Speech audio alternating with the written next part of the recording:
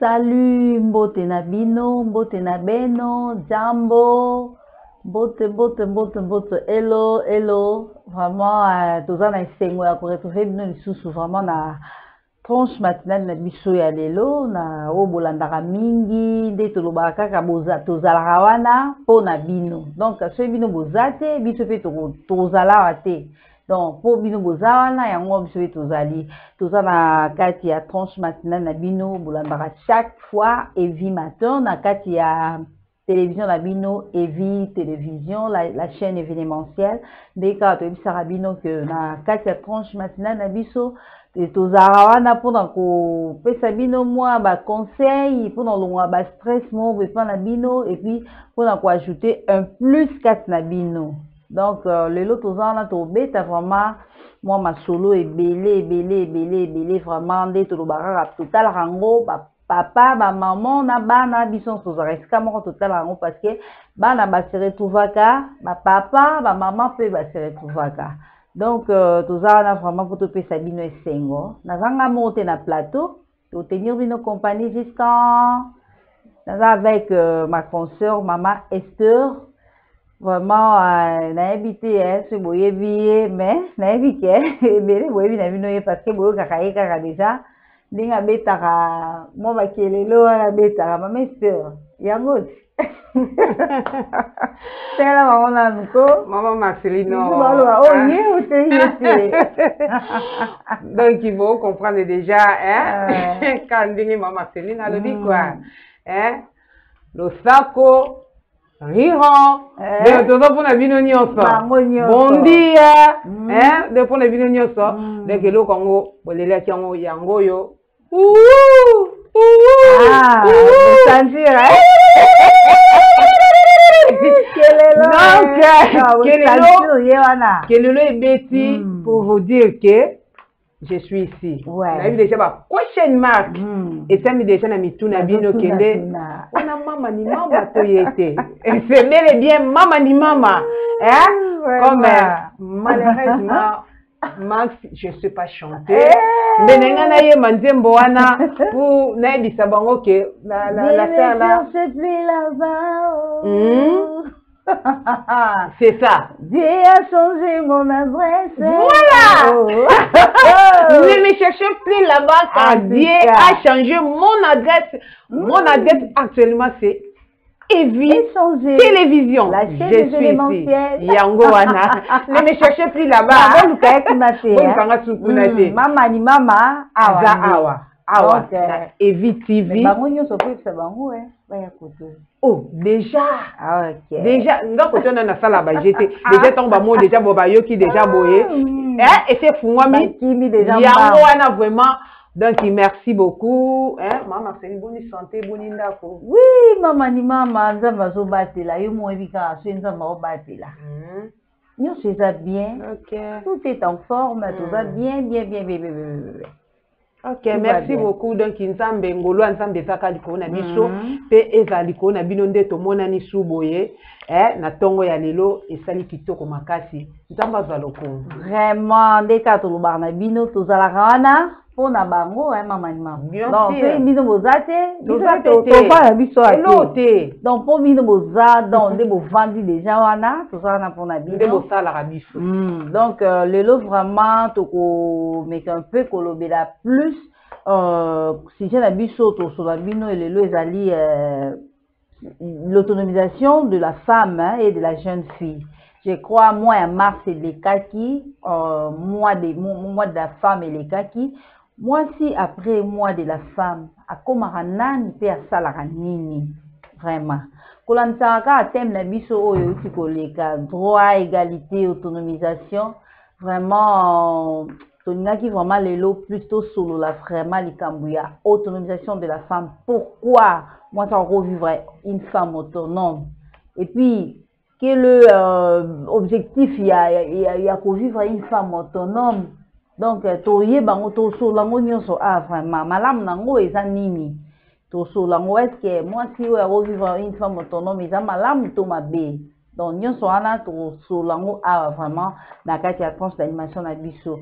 Mais nous allons prendre notre moment de instant de gloire instant de gloire. Donc tozala nde tolobaka tozakana toujours mpona bino, tozala mpona moi po exaucer bino.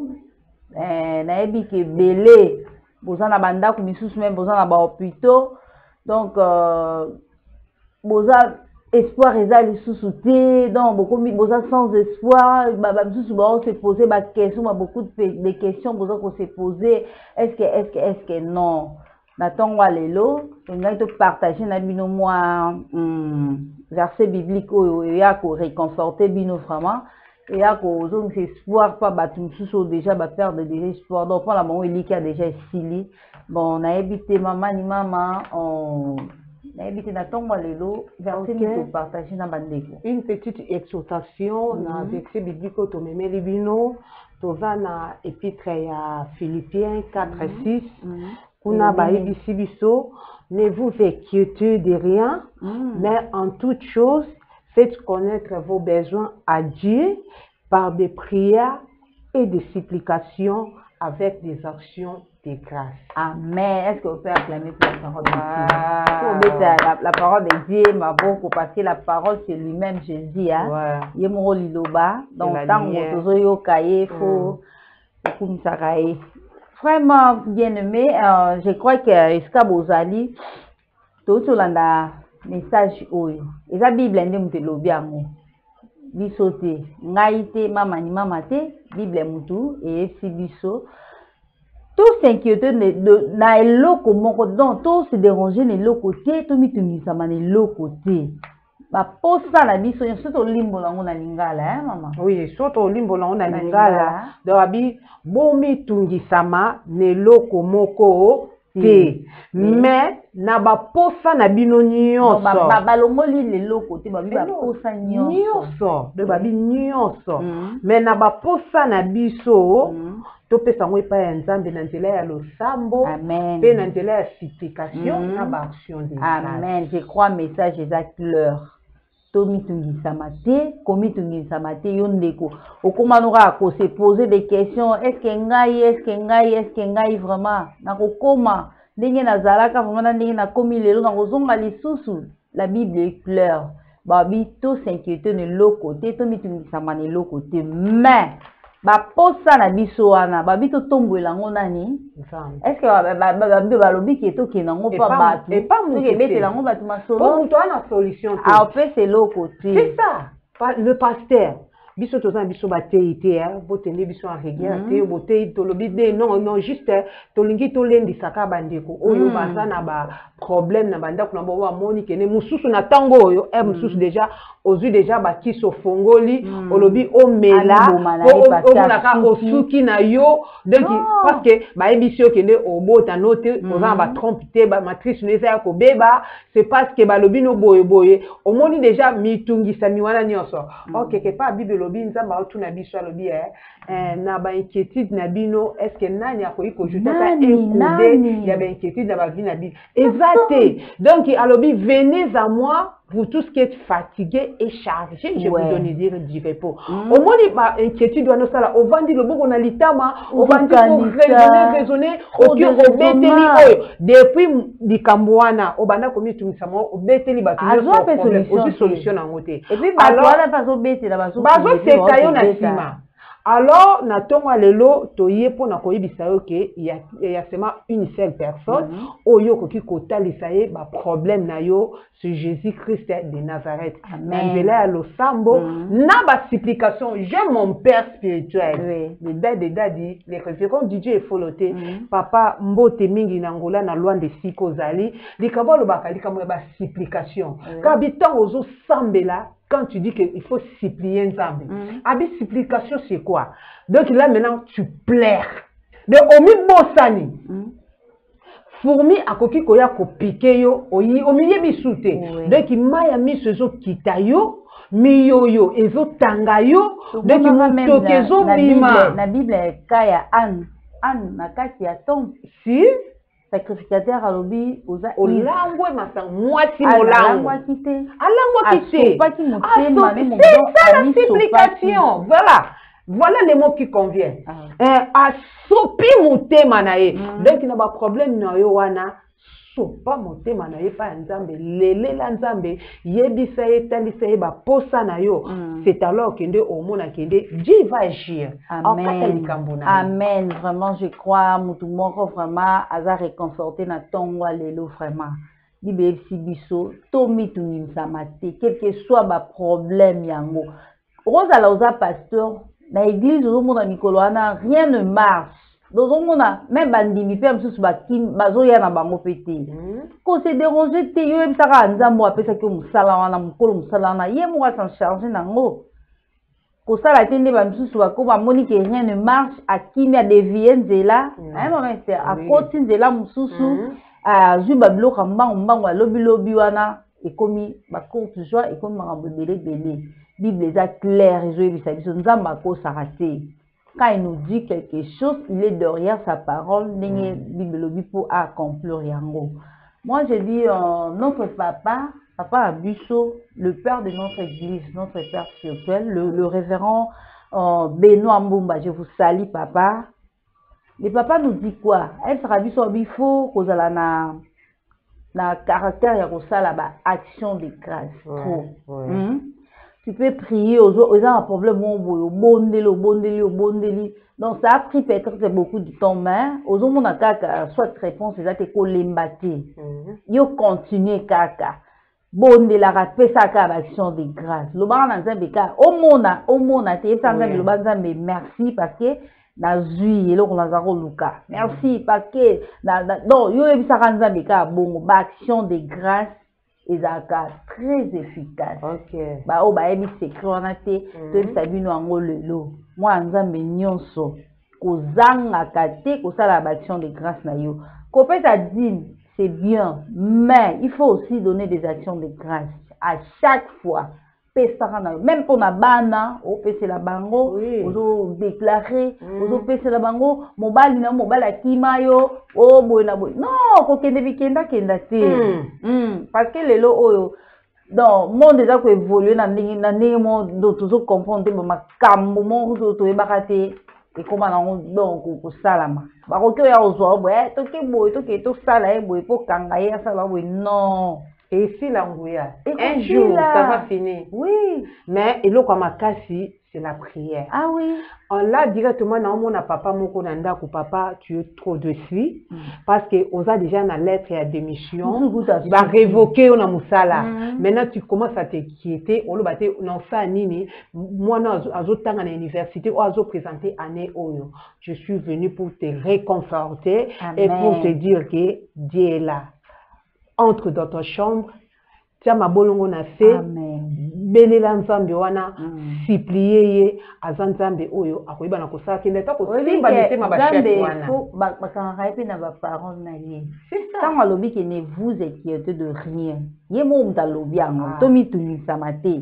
Ko yoki komitumisa po. Ye bise loba yo mo mtoloba kiango. Ye bi déjà ba besoin na biso. C'est comme un enfant la maison. Oui. Papa tu es là, un parent tu es là, tu vois que moi non déjà comme na nzala. Moi na fait du temps déjà moi na télé pour te dire que maman moi je suis enfamée, il faut me chercher quelque chose à manger.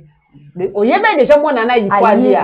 Tu vois yebe ko yebisa. C'est de même aussi pour notre Dieu. Abi ayebi ba besoin na biso maintenant ce qu'on senga tout ça nini. Toloba. Toloba.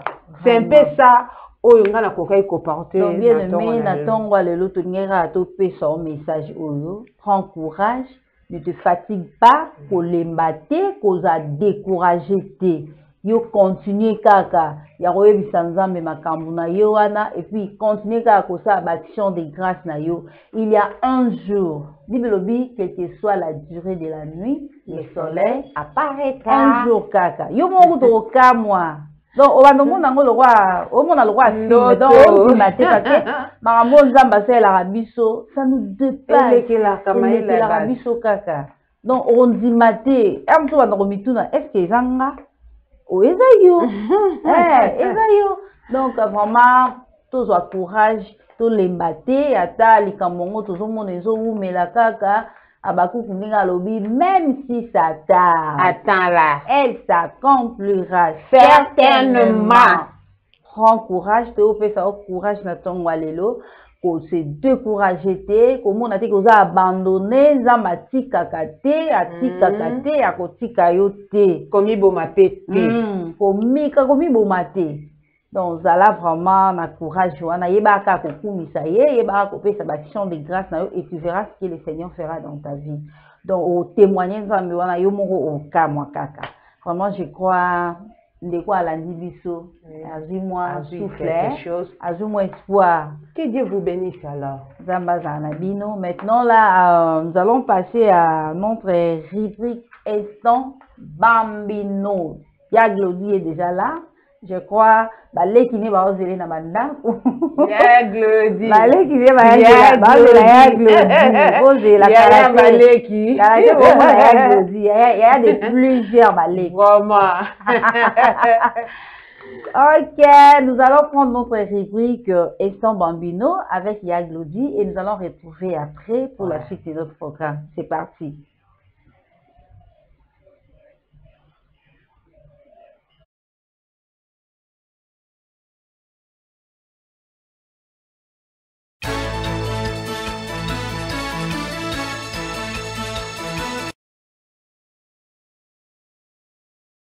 Bonjour et bienvenue dans votre rubrique Bambino. Moi c'est Yaya Glody, j'ai le plaisir de vous présenter, je vais vous tenir pendant 5 longues minutes et ensemble nous allons faire des découvertes, nous allons aussi avoir des leçons, mais aussi le plus important dans tout ça, ça sera le moment de l'histoire. Hein. Aujourd'hui, je vais vous conter une histoire et ça sera l'habitude le long de cette tranche que Maman Marceline et le concert de Maman Marceline vont vous présenter, entre autres Madame Ghislaine, Madame Gloria Bambi et Madame Esther. Et c'est ensemble avec et nous allons passer de longs moments. Étant des bonnes mères, ils se sont dit, tiens, les enfants vont pas rester comme ça. Yaya Glody, toi tu viens, tu vas tenir les enfants en compagnie pendant 5 longues minutes et je vous demande de vous asseoir. Tu es à la maison, c'est Yaya qui tient le télécommande. Tu demandes gentiment, Yaya, laisse d'abord que j'écoute l'histoire de Yaya Glody. Pendant 5 longues minutes seulement. Si c'est papa, tu demandes gentiment. Hein? Vous m'avez compris, si c'est papa, vous demandez aussi gentiment. C'est maman. Et si c'est vous-même qui avez la télécommande, ayez la gentillesse de le poser. Et puis, tenez-vous comme un bon enfant. Aujourd'hui, nous allons parler de beaucoup de choses. En tout cas, je me suis dit, je vais pas laisser mes enfants comme ça. Moi, Yaya Glody, je parle beaucoup de langues. C'est très important de savoir comment communiquer avec le monde. Aujourd'hui, le monde est facile. Je peux quitter de Kinshasa où je suis, je me rends à Dar es Salaam ou Tanzanie. Je peux quitter de Kinshasa et je viens chez toi, tu es à Ouagadougou. Et si je ne sais pas parler ta langue, ça sera un défaut pour moi. Je pourrais pas me discuter avec toi. Je pourrais pas communiquer. Ça, c'est pas bien. Et aujourd'hui, hormis notre histoire, nous allons aussi apprendre les Swahili. Nous allons apprendre quelques mots en Swahili. Je vous ai dit que moi, je parle plusieurs langues. C'est vrai, hein, moi, je parle 3 langues. Je parle couramment les français. Je parle aussi couramment les lingala. Les lingala, c'est une langue qui est parlé en République démocratique du Congo, mais aussi dans beaucoup de pays africains. Et j'ai, hormis mes 2 langues où je parle couramment, je parle aussi l'espagnol. Ah, tu t'attendais pas à ça? Tu t'attendais que je dise que je parle anglais? Non, moi je parle pas anglais, hein. Moi je parle espagnol. En tout cas, j'apprends.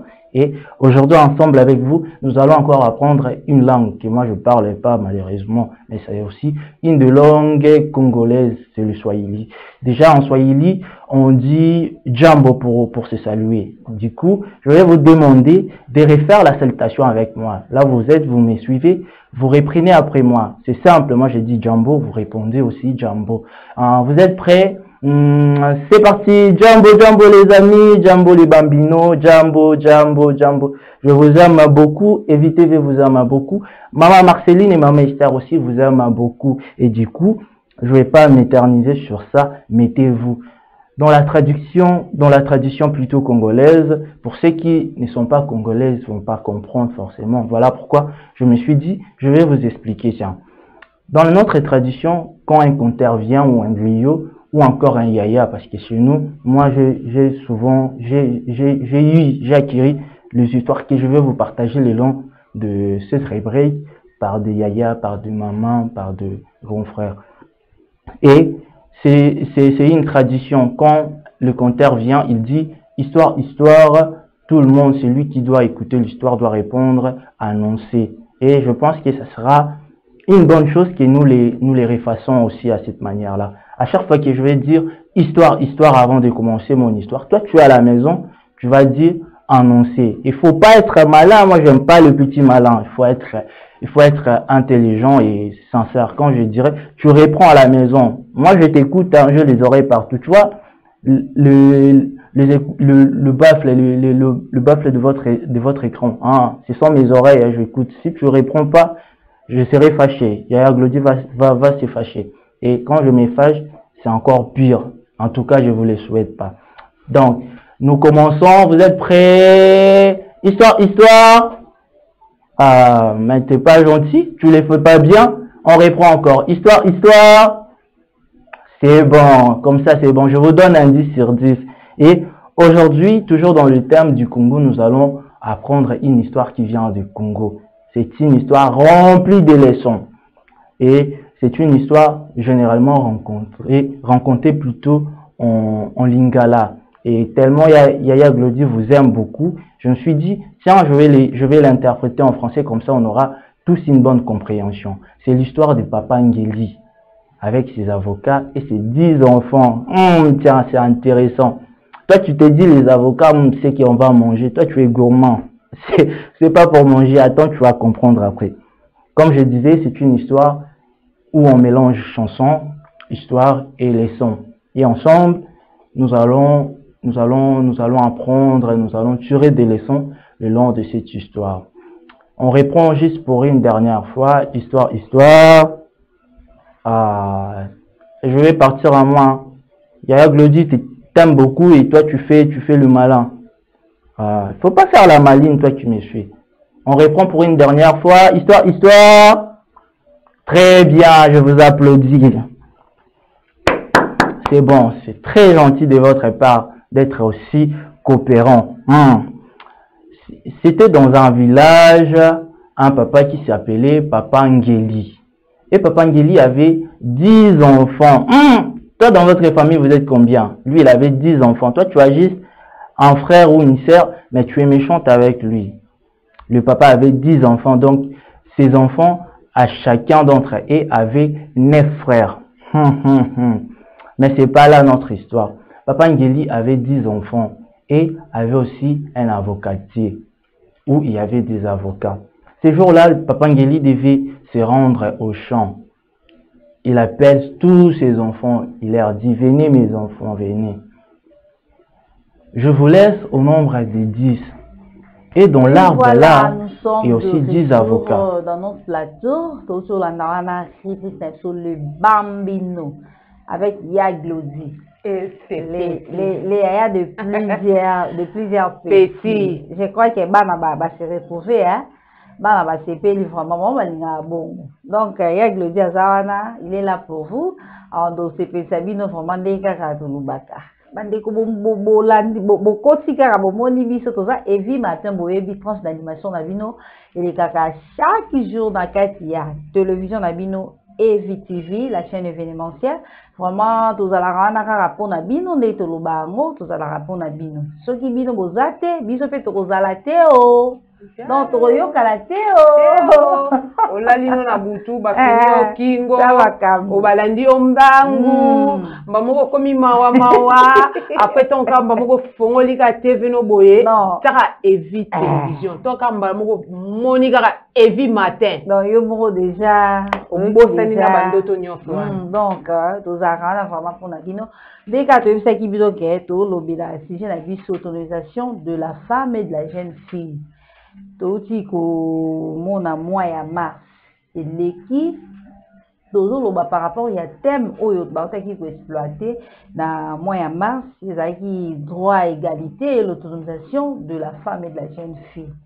Maman bon na évité seulement pour l'autonomisation, moi je crois que tu as 2 jours parce qu'il y a beaucoup. Les 2 jours d'ailleurs même sont même B.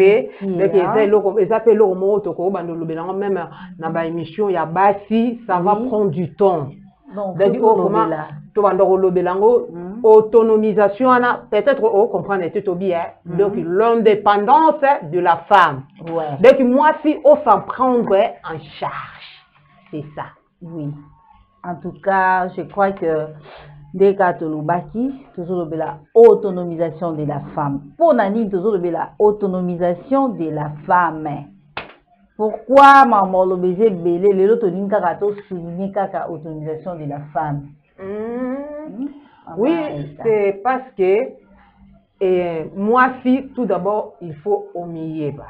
Ah oui. Il faut omiyeba aux anani. Donc, ceux qui ont déjà des bandelitis qui dans la Bible, malgré qu'on n'est pas des prédicatrices, mais on sait très bien que Baloba, moi si Aza est diamobal.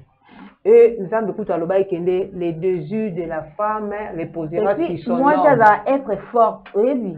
Ah! D'ailleurs, moi, je nie ma kambo balobaka, la femme c'est un être faible, l'okuta. Pour moukou ananukutu. De moukou, il y a quel côté au bakende kozwa. Donc, on n'est pas là. Donc, tu peux le bakende juste que, nzamba bikende, ba posa ya mwasi et retomber likolo ya mobali. Yango te tozana, mais biso tolo balikambu ya autonomisation. Et na 21e siècle, oyo, tout le monde a vu échanger. Oui. Makambo eza susu ndenge ezalaki kala te. Vie eza su bongo te. Donc yangwana toye na likambo pona obakende mwasi telema au se prendre en charge. Kozala su mwasi obanda ko dépendre kana mobali te. Yo zana wana posa nguba ka mobali. Papa na koza sans fois te na soma nguba na soma mabele.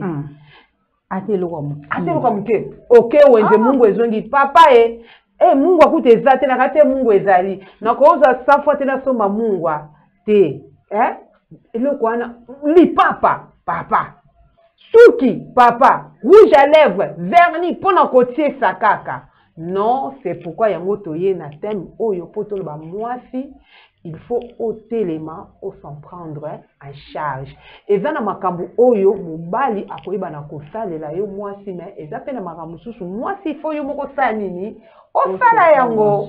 Oui, vraiment mama quand eto loba wana. Tu sais mwasi ya lelo aza lokola mwasi wazaki ya lobi te. Mwasi ya lobi azaki ko dépendre soit pas ya batu, soit pas ya mobali na ye. Mais lelo oyo, dans le 21e siècle oyo, moi si azo vivre indépendant. Ah oui? Donc, azo vivre indépendant, donc a besoin na ye mususu lieke ezala kaka akinda kaka pa batu, bo pesa nga bo sala nga boye. Donc ye moko aza ko se prendre en charge parce que asali donc alamuki. Donc lokola alamuki alamuki donc alalaki alamuki obi non nga pe na sa capable na ko ki pe ko sala eloko boye na ko pe ko dépendre pe na ngamo kaka na kenda kaka ko zaka na sima batu basi misusu babalaka mibali donc po moni mobali oyo donc alinga mobali mpona o mobali aza nango ye alobaka non mobali nanga aza na mbongo mobali nanga donc mobali na ye donc ye nyonso ezo ko dépendre pa mobali na ye ok eloko mosusu abosana mobali aza mutu peut-être aza na musala moko boye asalaka donc aza na grade moko ya likolo donc mbongo eloko moko te babiloko eloko te yo ozotutela tolo mobali nanga musala mpe esilaka ah oui musala mpe esilaka akozalaki na niveau moko boye azokita donc yo moko omonaka nde tozalaki tozokita ti ayokoma mpe na niveau moko oyo eza peut-être na bato nyonso yebisanga sikoyo bozalaki peut-être na ndaku kotia baprovision bozotia basaki ya baloso na ndaku donc oyo nyonso eza provision esili sikoyo yo lokolo ozotela kaka mpo mobali obi mobali nanga aza nga na osalelo te nyonso mobali nanga azali sikoyo na moma wana osala nini okobima na ndako ya libala okende kosenga libanda parce que mobali na nga aza lisusu na bamoyen te babesoin na biso ezosimba lisusu te parce que non ou bien osala nini yango wana maman Esther, la femme doit apprendre beaucoup. Pour apprendre si la raté. Si. Tu apprenneras kaka, tu exceller le rythme. Ndenge to lobaka na année écoulée na thème na biso wana ezalaki wana. Kolemba te, si s'agit koyekola ba formation bele sangisa, on ne sait jamais. On ne sait jamais. Côté de la mutu te faut banda dépendre pe na yo moko parce que moi si o ya lobby asa moi si ale loté ozala ba capacité ozala ba potentialité ozala ba pesi yo eloko mususu pe ombala okosala ngo osate capable osala ngo alors faut omiyeba oyo zali to apprendre ba centre ba formation le comment ngo partout o le kabwe centre de formation à quoi centre de formation en esthétique et à coiffure à hôtellerie boina boye mais et on dit qu'on peut chez yo ou apprendre kende ko yekola ba jeune fille na biso pe surtout ba jeune fille na biso surtout et que lelo ba jeune fille balingi vie à facilité trop hein maman Esther c'est sanga. Donc, bango balingi vie à facilité trop. Ba éviter, bango moko, de ba 4 soit au 4 pour mi ba 5 heures. Il y a des filles oyo andima na ye hein. Oui. Andima est vraiment au 4 pour mi au monde à 5 heures abimi a kesumba ba biloko na ye ba manga, kesumba ba manga na ye azo tambusa boy boy. Peut-être yo posa non le bano au mi lo bon. L'indépendance, Namilukila, bon, il y a aussi des hommes, Maman Marceline, il y a des moi ciné à Salaté, Bazali, hein? Bazana Bango, comme Naibi couple non, couple wana, Yemoko vraiment Mobali, a Yebisi, Nani, je peux même citer les noms. Non. Yé moko petit sa moisi na ye alobi okote kate au salelo monté moi-même ton mari je te prends en charge de tout de côté kate là c'est autre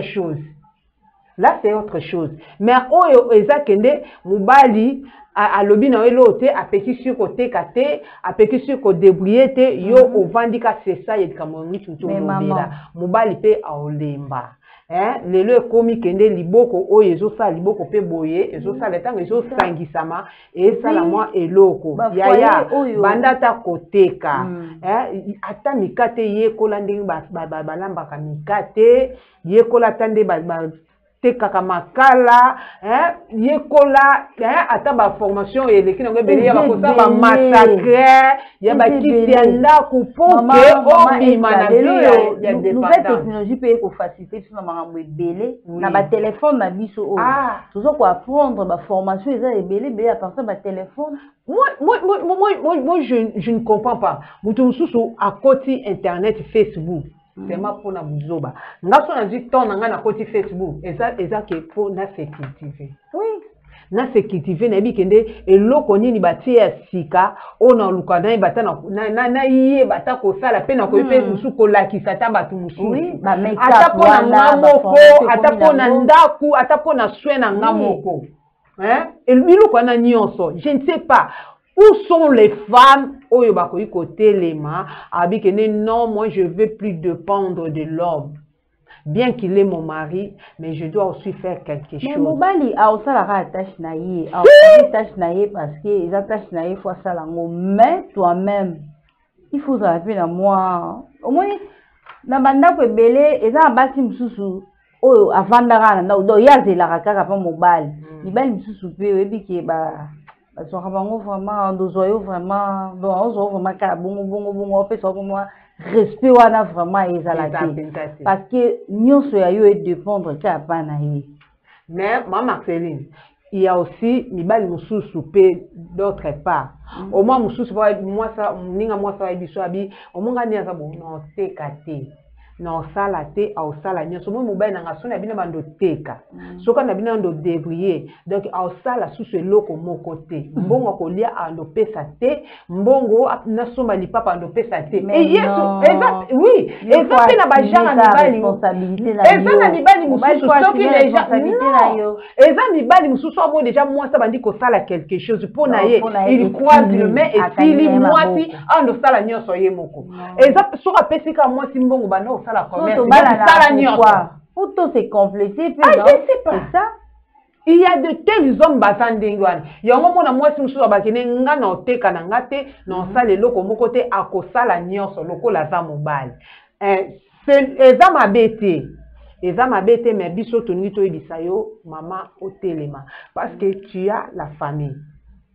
Oza na ba parents na yo, tu as tes sœurs, tu as tes frères, oza na baba nini. Problème ekoya.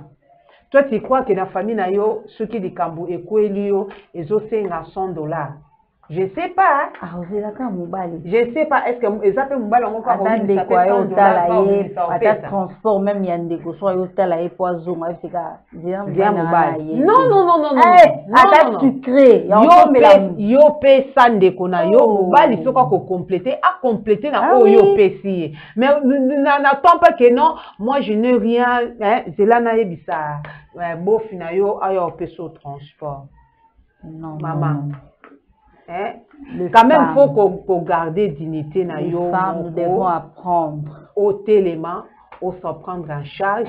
Na yomoko, au bandi pe komi lati sa yomoko, mo elamba pe lati mo ba la sombe lote me yomo lati. Soko lingi ko s'en prendre en charge te. Mo koni pe au sala papa surprise ata na chemise ata la maka. Vraiment. Maman esanga na encourageara ba jeune fille na omona.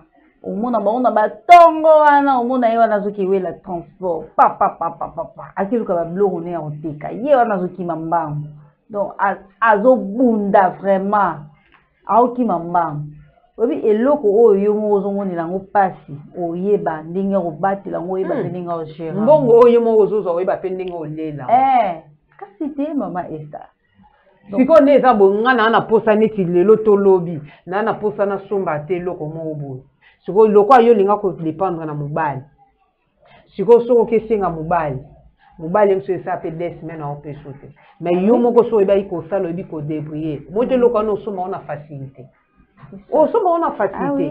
ce n'est plus le temps de croiser les bras otikala kaka mwasi obandaka ko bota tonini bonini non lève-toi prends-toi charge prends-toi charge so moni kende commerce oyebino okokano sala commerce te eza mambebelo ko bando sala oluki mo bandata odesa biloko obandaka odesa biloko ozotambola na poko malembe otonga pe foyer na yo ozotonga pe omwa mkosu papa pe eloko ezalaki te na ndaku likoni ya kotela kaka mobala bilisamba bolali pe nzala. Vraiment. Poanini, yo oniko selo moto, ngo sa charge. Maman no pa kufika likolo ya kisi ya 2500 parce que yo ozangi yango obandai kozela kaka nini, mobala ya apeso 2500 pour okene kosombela maman na yo kisi. Vraiment, il faut tout apprendre, tout lukata mo ba métier mo ba jeune fille surtout bino ba jeune fille. Beaucoup makaka volingi vie à facilité. Donc, la vie à facilité, on va payer ça à bango kaka. Zoa. C'est comme les zanga na ngosani. Yango no moni ba misusu bozoki ba vie ezobe ba binoka boy parce que oyebi source ya mbongo wana te, oyebi source ya loko wana te zoki ne convier et puis bolim convier trop. Oyo talaki omonaki na télévision kuna kaka ndenge nga na monaki donc fo ngape kana sala bongo. Okende wapi est-ce que ozomiyeba oyo ozali nzamba pesi yo mayele nzamba pesi yo makasi alors yo bandaka empa ye mondenga lobi soko bandi comme ça nga na continue moi bana biso ba jeune fille surtout bana nandi ba opesa nga passe bapesanga pasi pe bapesanga na kanda balingi koteka te balingi kaka nini yaya wana leka yaya lelo sanga ye yaya na koso moi 5 ka likolo ya 500 ka likolo ya 1000 francs ya bo bebisa ba vie na bino bazo sakana na bino bazo sakana bino kali kwa ni osa mais soki ndenge ozawana olukita mwa mbongo papa na posa na banda osiki papa abino na ndako keta olukita boulangerie mobo obandeta kozwa mapa na yo ozoteka ozomate na fin du mois aujourd'hui déjà moi quelque chose c'est déjà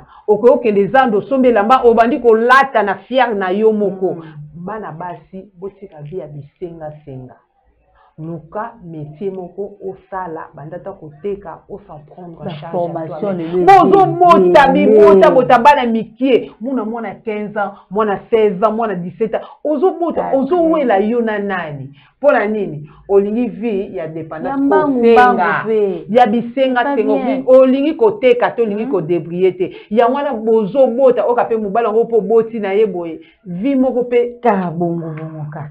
Donc, au lieu de c'est sous les parents passés, donc charge wana allez, ils ont mis pas na bango. On a la lobaka, wana bozana on anda kuma mukuse, ok lukasunda kuma usu ya mukuse ya eteko. Vraiment. Mama tu peux s'écater. Faut te rappeler si kanini. Oui. Bonjour vie moko ya eteko, ok lukasusu ya eteko lisusu. De kokota de ngoko de kota petit non mo eteko. De ko zana ti di ko petit pina mutu to. Vraiment. Allez lobi. Okota de eteko. De eza passe. Moi s'écater parce que ça me fait mal. Ça me fait mal. Mais les camboutons de la bana basi, je suis une femme. Je suis une femme. Quand vous me voyez comme ça, et ça, ça n'a pas au travail. Attends, les naïbis na zuité. Lobby n'a pas na zuité, mais lobby kuna na joie. Na joie na ngai parce que na joie na obi ma mobala ko sakane na ngate. So na ina sengi o pimelinga na bi kenende na bima na nga. Na joie na ngai. Ayebi ne baluka mbongo, ayebi ne bakata kapongi, ayebi ko devrier. Jamais. Oh, ça canne non, respect, monsieur, les arayo, mon connano, on fait ça respect, puis, bah, tu vas faire ça respect, wana. Nga ba ja o ya o senga. La linga ngote. J'aime pas ça. Moi, ni kozanga ko apprendre, kozanga ko sali loko, ya mwa loko misi ba jeune fille via sopeka, bisenga. Ba ko ba fille mère. Ba ko ba fille mère. Ba bisenga. Bolingi ko débrouiller te. Olingi o sali loko mote okomi fille mère. Nos 2 enfants. Donc, nenga rotala na film, nenga moni, nenga ka alata kiwana kaka bingai peka. Mais yo sale lo. Oui, yebisanga. Rolata nenga ni. Ok, komiteka, ok, komitika. On a quand même un petit rien où on perdre. Oh, Bible, écoute, le bien à quoi sert un homme? Où on perdre vie na yo de gagner. Yo côté na réseaux sociaux, au moins la maman il y a $30. Ngaka ya moyo. Osala kanini. Usalani na mungo uta wapi usalani obuka ango na nzete peut-être misu babuka kango ba te kota ka ibikende ya fisto kabelanga wabona tele économie ya fisto kabela mi frère ya fisto pe lokwa zana mitema bolingo apesio lobi susu ya fisto yo kati ya fisto na lelo soka kabele lo ba kabele o dia baba kimbangi te kisani bon azuzi ya sangisi ça mo zole biloko mbwa zana mbanga vraiment. Siko erozakutu bien tango sengi wana okokisi mwa 10 000 okangisi su mwa 10 000. Keno ko zulanga ta mapa na boulangerie na oloba j'insiste. Keno ko zulanga ta mapa na boulangerie ou bien kende na ba koto ba manga ezala kebele somba ta ba manga bimisa mesa chata na balabala bandata koteka loboko maleme mata. Bani ba osaka no sute. Osaka no sute. Oh babangaka omona fille omona bi ono meka ku ba je awate. Na omeka ba blague awate. Bazali. Non yo mo soki na ka komitika. Donc ozomitika na ka yo moko. Tu vois que respect na ezala te. Yo swana olingi koyekola te, olingi ko apprendre te. Surtout les jeunes filles, Non, pour apprendre et si la gâter. baprenaka kaka esilaka te biso tokomi déjà bamama boye mais tozokontinue à koapprendre donc tokosilisa yango mokolo kaka nzambe akobenga yo okei makambo nyonso esili tant que toza na vivant tokoaffronte totika te oyekolanga na internet deso namoni na koti baformation ezali en ligne ozolanda na yo baformation en ligne ozolanda lobi wana bato mosusu baokamwa oyebi ondenya oexplike bango mpe tala ntina ya telefone mpo nanga ta nde nazala kosalela telefone te eloko na bénéficie na tiktok yo kaka ozwaka osala kaka bavideo ezangazanga ntina bina ti donc quoi epe lobina yango banani ozwani après ekoaporte nini ntango obina bongo ekoaporte nini ekoajoute eloko nini pana luka eloko oyo ntango okoti ozwi eloko osaleli yango obénéficie nango mpe oyo sikoyo yo bénéficie nango te neti pidere na yo ozo donc fo kosala eloko oyo ezokoaporte un plus omoni ke eloko nde naosala boye nakoajoute un plus epa na ngai donc naobénéficie nango yango wana fosala donc bajeune fille bajeune maman basi vraiment toza basi ya lobi te toza basi ya lelo basi oyo baza déjà évolué oyo déjà baza déjà bayebi déjà makambo déjà toza lokola bamama na biso bazalaka kala te bango bazalaka kodépendre kaka mpo bapapa bavandaka na bandako bayebi ke papa azali akoya nango avandi na ye mais non bapapa mpe ebele lelo basala na bango te la plupart ya bandako ebele lelo bamama motu bazwaka mpe en charge oui azotangisa bana non une femme forte azotangisa bana azwa en charge même ya ndako po mona na basociété mosusu bokokende basi mibali oyoka batiki mibali bazwi basi mwasi komosala ye wana komozomona azwa en charge ya bongo lelo même na mboka na biso première ministre na biso kuna c'est une dame c'est ça donc bitu faut esala faut apprendre to continuer kaka koyekola faut to vivre ba femme oyo baza ba indépendante to banda ko dépendre na biso eza likambo mosusu mpe kozela kaka teke nasala boye nasala non yo mo oza wana osali papa osisi olongoli mpe situation mosusu fani en tout cas donc moi respect mo boye mpe ezala mpe honneur na famille makasi donc tout apprendre je crois que conseil vraiment écouter et vraiment nakanisi bo saisir yango vraiment puis bo salela yango donc on a banda dako koluka centre moko ya formation place bazo former esthétique ba make-up wana baninga bazo lela yango bambongo bazolela ngo bambongo kende ko apprendre surtout apprendre et kosunga yo oyeba kosala et puis komisa yo indépendante o banda ko makambo na yo en charge yo moko leke batu ba banda ko jelo makambo susu banda ko négliger yo banda ko saboter yo donc les femmes nous devons apprendre nous devons toujours continuer à apprendre apprenons to apprendre vraiment pour que to vivre ba vie moko indépendante. Vraiment, je vois maman Esther. Bon, Daniel, on va mon lolo, mais on va mon lolo tué. Bon, nous allons passer à autre chose, je crois. Tous les canards. Tous ces gagnés, nous. Instant. Acapella. Acapella, ok. Instant acapella. Donc, biso a tenu nous na effectivement tous arana toujours pour nabino, hein? Tous on a nos instant acapella dans artiste na biso et puis tous on a dans nous si ma poto aussi ça va programme na biso sujet na biso poto ba to kolobela to si namte. Tant tous zonga, tous lobela ngoka lisusu. Si bandeko basi bakoyoka. Donc, tous on a nous instant acapella et puis nous allons retrouver après pour la suite de notre programme.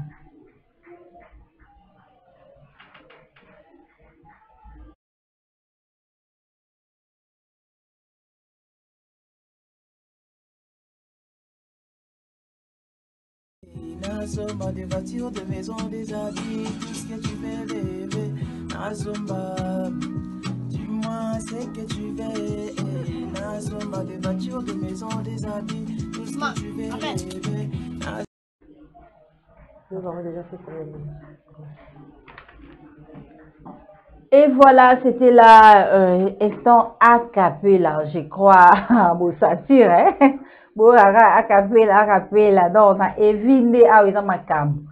Bandeko nyonso bolandaka biso bo continuer kaka kolanda biso parce que awa bo découvrir vraiment babiloko ya sika, donc babiloko ya bien bokobakisa ba un plus, donc Evi Maton eza wana mpona bino, non mama? Ah, yo po oza artiste, humoriste, olingi pe obwaka mwa akapela moko juste numéro ezaka wana obengi biso tosololi otindeli biso video na yo ou soit tu peux sur obikene non to bengi so pe yaka to zala no pena en plateau elongo na yo osapena akapela olingi bayeba yo, oui obengi ka na numéro wana, donc ezaka musika te benga na numéro wana, comme ça tosololi makambu nyonso monde entier emona yo basepela na yo bayeba pe oyo eza kati na yo badécouvrir batalent oyo eza kati na yo wana. Numéro ka yango il suffit de nous appeler seulement dans ce numéro là et puis okomona ka yo moko okomona parce que biso tolanda maka libanda mboka mama isa oyebi nde naza boye nayebi déjà na Paris déjà bandeko baa na Paris kuna baolanda biso couple ivoire bazolanda biso na bebe na bango Naël vraiment baolanda biso ebongo sikoyo donc yaka batala yo bamona yo biso nde tofula yaka tofula yo obengi yo vraiment kobosana te kozape te ebengaka na numéro wana comme ça.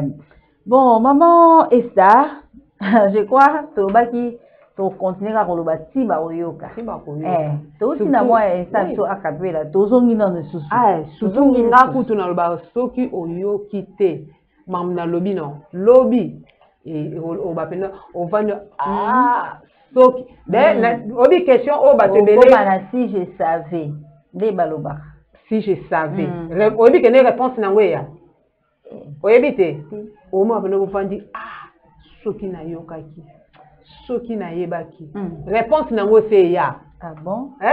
Réponse nango se eya mama Marceline obi réponse nango réponse nango ozwi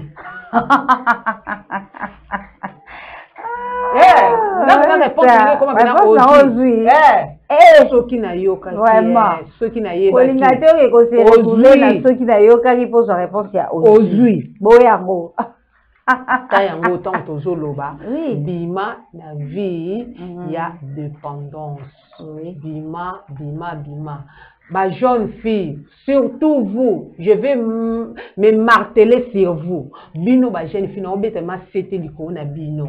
Moi mama ni mama na oloba na bino ba jeune fille. Bino ba jeune fille, ozo pesa biso ba mama soni. Soni. O na bato bosenga ba omba mbongo batonga bino. Moi moi nana, neka so yaka bon, o kaka osenga. Bakoma okima na ba bonjour na yo mama ni mama tanga osenga leki bango baotika na sima basali réunion petit wana benza sia wana benza to lingile boule lokola linga kosenga ya ona ebisi tangu lelo sengi yo na ye boza na rapport nini relation nini lelo sengi apesi lobi osengi apesi lobi kuna ye pa osenga bongo opimeli siko tangu ye tangu osenga yo après lo bakene nini ya Jean Paul oza mabeno ko finga yo ofinga ye yo tangu osenga ye ando peswa finga kiyo.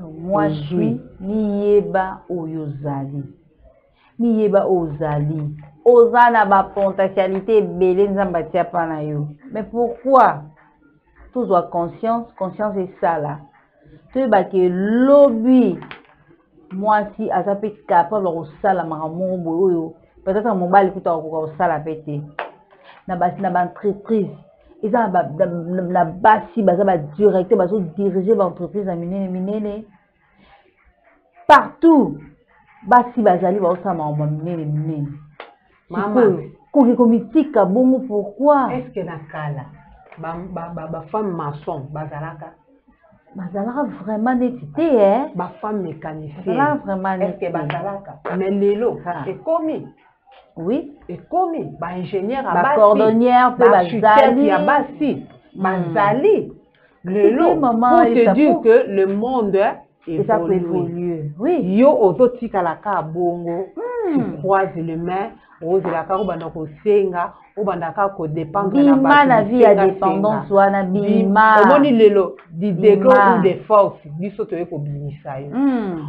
No mate ya o e bandolanda o place. Oko bima banda ko zata mapa na boulangerie wana.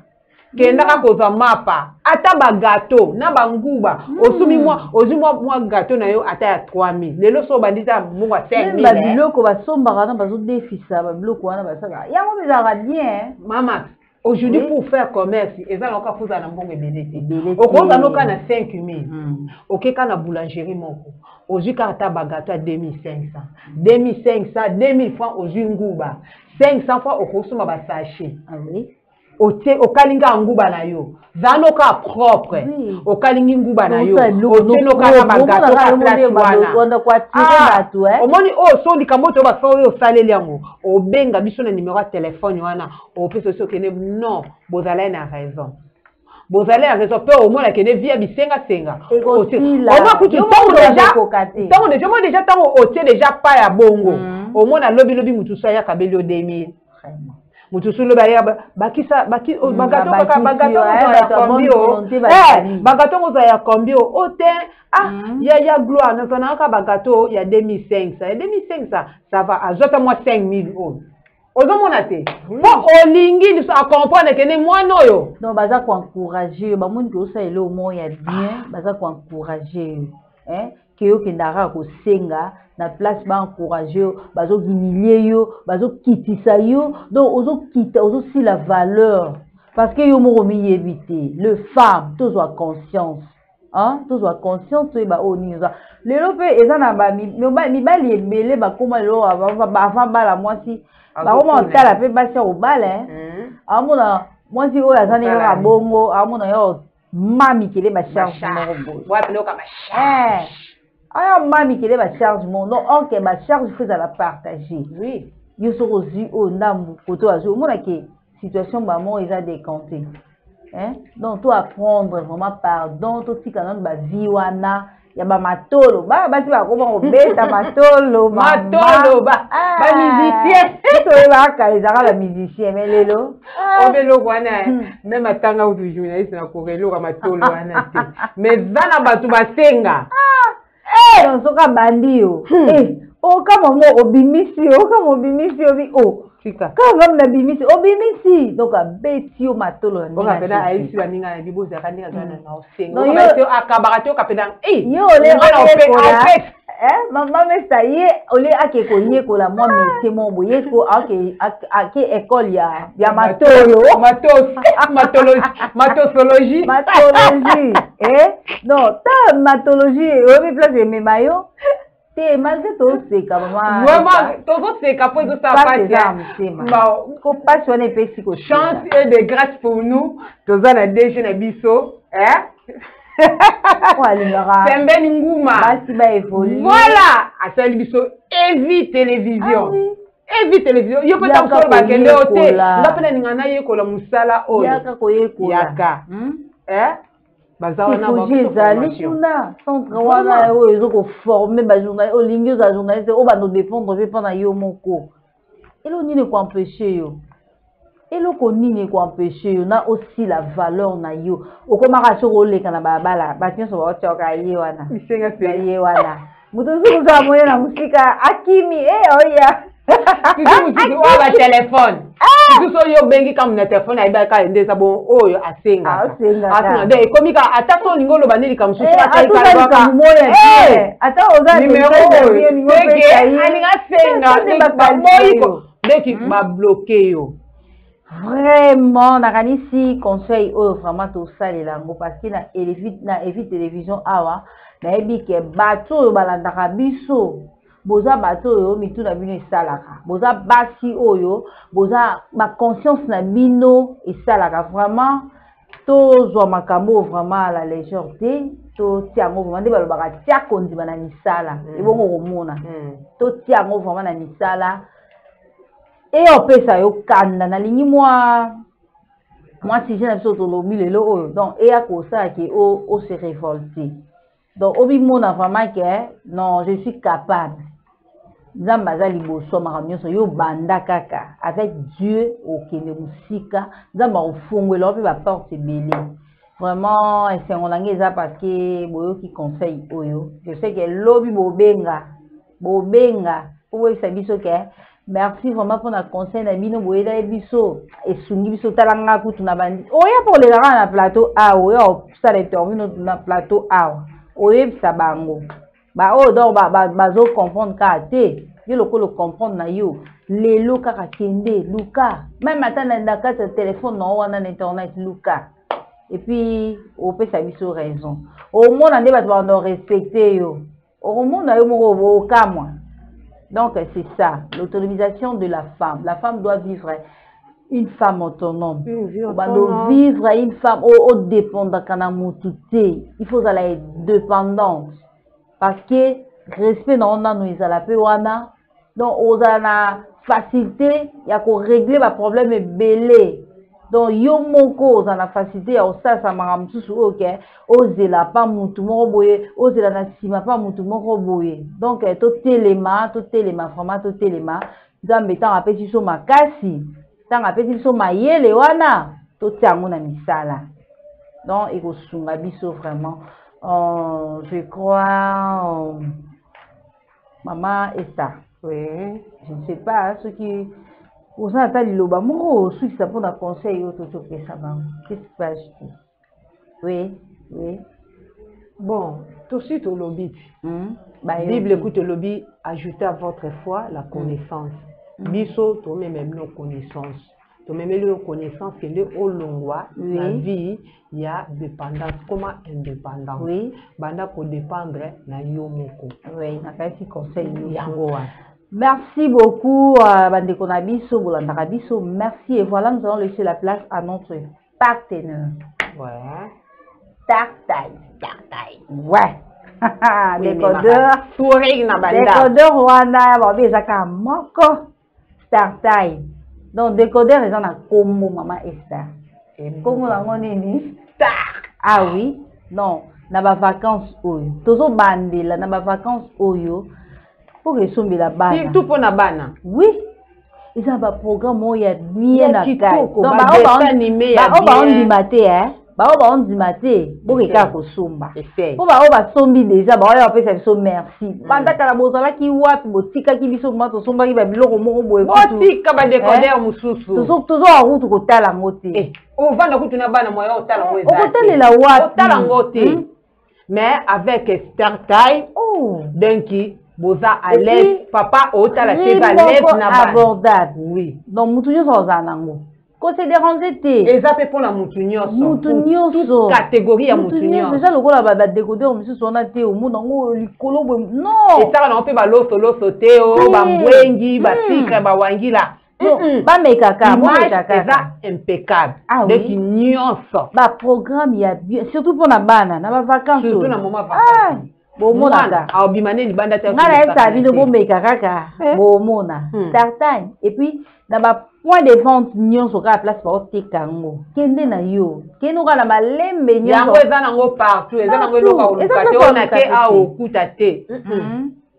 donc boki so ba décodeur na bino déjà et vous allez bien makasi donc boko sepela vraiment bolekisa ba vacances très bien na bana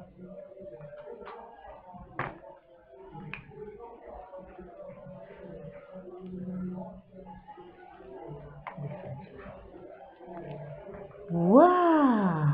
Maintenant, start time. Donc, to bandeli susu kolobaka nde to lobaka to tikate to bandeli koloba. Baninga bazo témoigner awa. Merci vraiment parce que bolaki biso décodeur. To ebaki te mais to vraiment ko eba décodeur pa na bino. Start time. Décodeur na bino ya bien. Et ça va programme ya bien. Et ça na prix moko abordable. Bokende bozwango, bozela bana. Vraiment bana baza décider. Même yo mo pe mukolo, oza décider. Ko banga na yo te. Kindi kana ba point de vente nyonso place so ba otekango, ozwango na prix ya bien. Donc, prix nango est abordable. Pour na moutounion, so ba paye qui cité tout le monde a osa nango.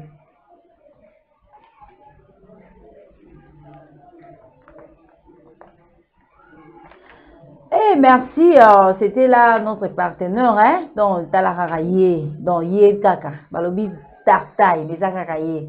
Nous allons maintenant passer à notre rubrique, les saviez-vous? C'est une question. Oye biango. Oye biango. Donc, la moyenne va éviter. Je crois que oye bango. Maman Esther. Merci beaucoup. Bienvenue à votre rubrique Les saviez-vous? Pourquoi les saviez-vous? Et ça que juste pour na couper sabino connaissance, il y a histoire, il y a des événements où nous allons comprendre ensemble avec vous et moi. Tout ça va ignorant, mais avec rubrique Oyo, les saviez-vous? Tokoyeba na kubanda, ko découvrir du jour au jour et l'okonini.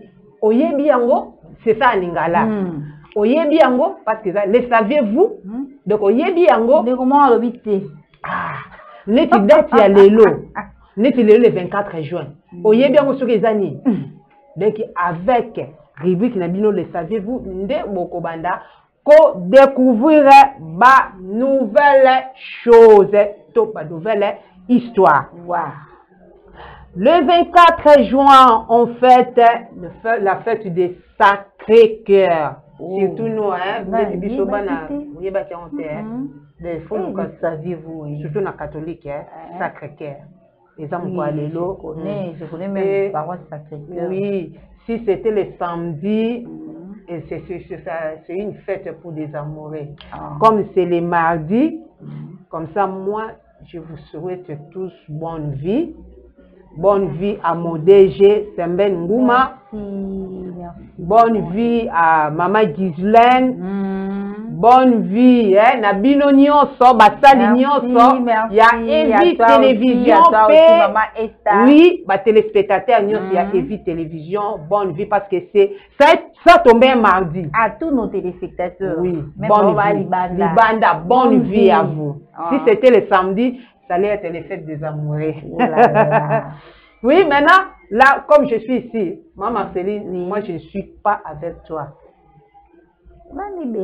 Je suis pas avec toi en esprit. En chair. En chair, en esprit, je ne suis pas avec toi. Maintenant, là, à Saint-Eustache, là, moi, je me retrouve à Québec. Waouh! Oui, je me retrouve à Québec. Parce que Canada. Canada. Là, on fête la fête nationale. Wow. C'est quoi cette fête? Bah, on fêtait fête en haut, pourquoi? Et là, Babi, c'était pour la première fois. Namboka wana bayemba bango. Oh, n'habité na anemo, c'était le 24 juin. Ah bon? 1975. Toi, tu étais là. Ah, Maman Esther. Moi, j'étais là. Moi, j'étais là. Moi, j'étais là. Toi, tu étais là. Si, j'étais là, Maman Esther. Vraiment. Mais c'était. Bon, qui avait chanté? L'artiste, comment il s'appelait encore? Ah, c'est Gilles Vignotte. La Lise Forestière. C'était pour la première fois.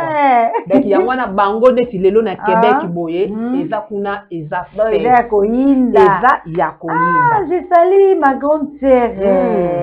Qui est à Québec. Québec. Ouais. Bonne fête. Salut. La grande Florence Basoladio. Ok. Salut la grande. Bonne fête. Bonne fête. C'est depuis le 24 juin 2024. Oh là là. Lors de sa 76e session, l'Assemblée générale a déclaré par consensus que la date d'aujourd'hui serait la journée internationale des femmes dans la diplomatie. Wow. Tu connais quelques femmes dans la diplomatie? Là-bas, Québec? Non, chez nous ici. C'est parce qu'on a dit que c'est ici une fête internationale. Ici, les femmes diplomatie sont nombreuses. Comme maman Judith Souminois. Oui, la maman, bonne fête à toi, maman. Maman, attends. Maman Eve Bazaïba. Ouais, Maman Eve Bazaïba aussi. Maman Kaikwamba. Maman Kaikwamba. Bonne fête. La gouverneure. Comment elle s'appelle? La dame là. Non, pas Makusudi. Fifi Masuka. Bonne fête à toi, maman, d'être des femmes dans la diplomatie. Bonne fête à vous. Aujourd'hui, c'est le 24 juin. Président Moukolo va déclarer qu'il y a une femme diplomatie. D'être comme la fête, nous les femmes. Mi balé, oui, et le 24 juin. Les femmes, Bobo Sanango soutien, il faut bien les retenir. C'est dans ces rubriques ici, les saviez-vous. Et puis, faites une chose en juillet. Oui. Là, on va revenir. On va voir.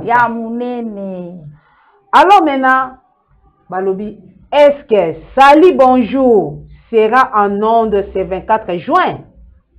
Alors, si Salut Bonjour est en onde 7 jours sur 7, presque toute l'année, alors c'est à nous aussi l'équipe Evie Matin. Nous vous saluons et nous vous disons Salut bonjour. Congolais. Jambo na biso zawana. Mbote na beno kiambote kino. Weto. Mbote na beno. Bangala balubaka. Losako. C'est ça. Donc na toye ko accompagner vraiment bino na tongo ya lelo pour vous saluer parce que yo olamuki journée ya lelo le 24 ofika ta opesa mutu moko mbote te. Eza mabe. OK lelo journée ya lelo eza journée ko rater mutu mbote te. Luka déjà mutu nyoso ti avolala saluer. Toke na kuna na Nantes na France précisément na Nantes. Oh, Santi Queen, depuis France, salut à toi, parce que ça l'élo vraiment de Kimbote. Yeah. Salut. Papa Diacre, Iboala Napoléon. Mbote. Maman Kambaka Iboala, la grande dame. Ouais. Motema papa Naples Iboala. Mbote. Tosuki wana te, bébé na bango. Bébé na bango. Naeli Iboala Mbondo Mbote toke na la mama overdose boy allez Mbote tolinga bino mingi ma petite sœur divine la diva okutana mutuna njola pesa Mbote parce que c'est la journée de la salutation. Ah oui, c'est la journée de la salutation. Vraiment. Et aujourd'hui, les 24.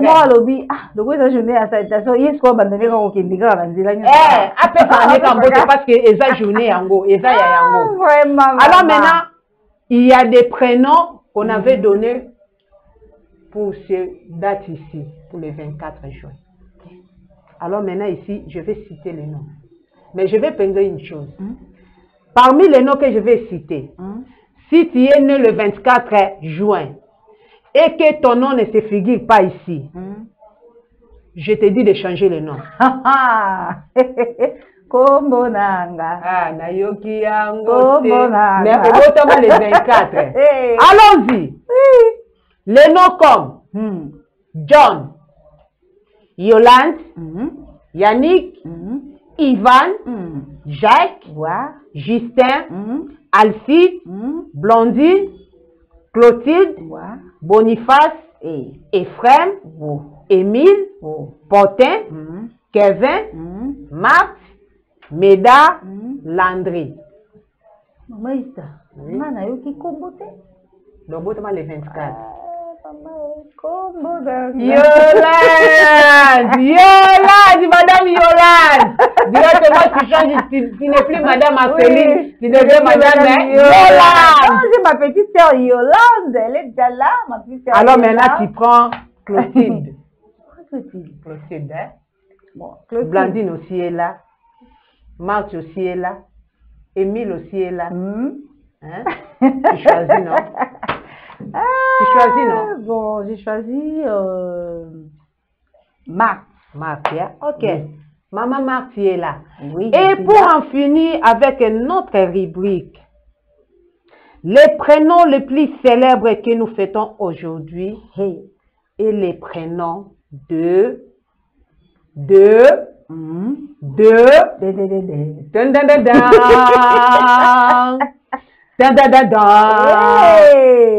le nom de Jean-Baptiste. Oh, j'ai aussi mon fils, Jean-Baptiste. Les Jean-Baptiste, c'est que moi je parle ici. Les Jean-Baptiste, c'est qui a baptisé Jésus dans l'eau des Jourdain. Oh là là là là. Ok. Mais ça ne disconvient pas que Jean-Baptiste est nyonso. Les JB, je parle pas, il y a des gens, pas des Jean Bosco. Je parle des Jean-Baptiste, Otokataka, JB. Pas des Jean Bosco. Si tu es Jean Bosco, quand je dis JB, pas toi. Si tu es Jean Bernard, quand je vais dire JB, pas toi. JB. T'es Jean-Baptiste. Moi, je fais que des Jean-Baptiste. De tout ça, c'est bon, on va se retrouver. Ok. Alors, les JB, tous les JB, tous les Jean-Baptiste, tous les Jean Bosco, tous les Jean Bernard, tous les Jean JB. Bonne fête à vous, bonne fête. Joyeux anniversaire à vous tous. Les 24 juin, joyeux anniversaire.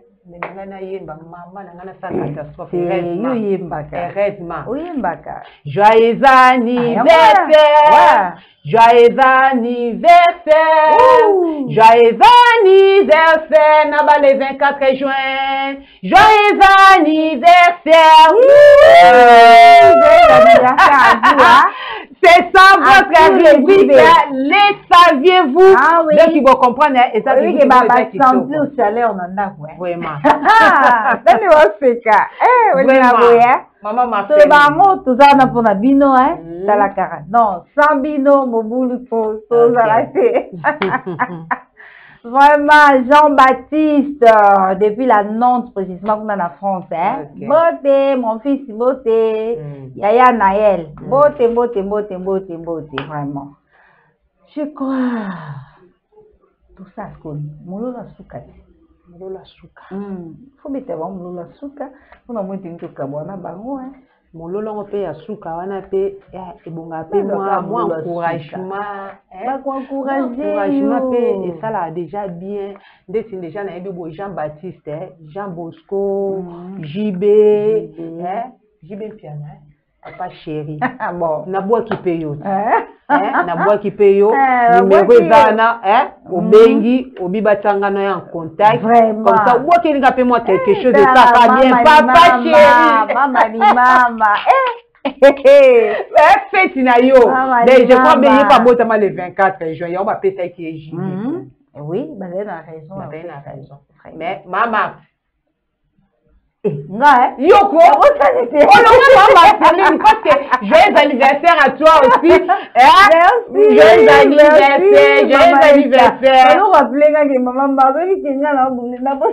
Parce que vous le 24 juin, le coup la parmi comme au Pessi, toi, yo Zate, Oza Marceline. Marceline ne se figure pas ici. Kaka awa Mars, il y a comme maman Mars. Vraiment. On a les locaux combien?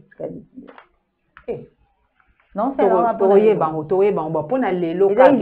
C'est comme il y a 23 et 59. Et non. Mais pour aujourd'hui, c'est Merci beaucoup. Merci à tous.